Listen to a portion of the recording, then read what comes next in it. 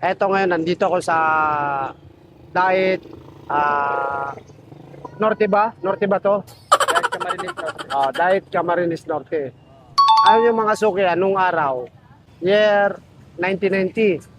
So, nung araw, eto, etong Jollibee na yan, kung napapansin nyo, etong sa aking harapan, aking tinuturo, yan ay dating terminal ng mga sasakyan.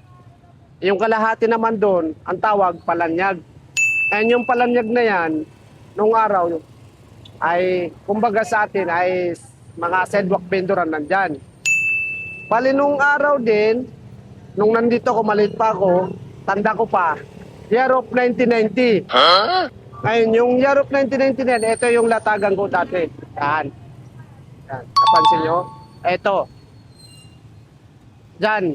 Bali, ang mga paninda ko dyan nung araw, ay mga sinturon, padlock, tapos ito, itong bakery na to, ayan o, yung bakery na yan, nung araw, andun yan sa kabila. Andun yan. Kita nyo, yan, yan.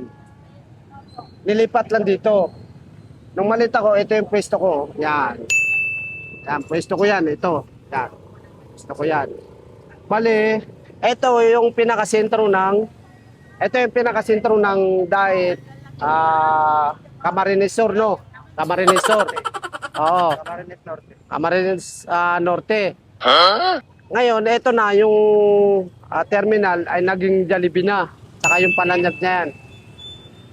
Bali, pupuntahan natin yung area ng pinakasentro kung saan yung may nakalagay na napakalaking pinya. Kasi yan yung tradisyon nila dito sa Diet Camarines Sur. Yung ano na yan, yung pinya na yan.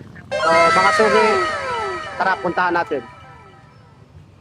Ito, pesta ng Diet. Ayan na, nakalagay yun. Happy Pesta Bayan ng Diet. Ayan.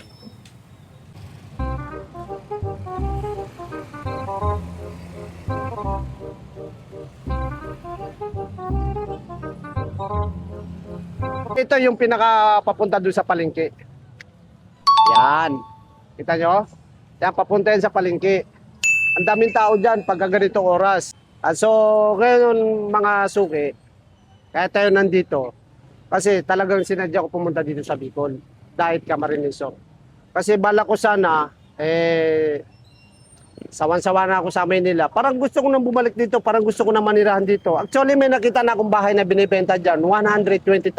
Kasi pinakita sa akin ng kapatid ko. Parang gusto ko nang bumalik dito. So, ngayon,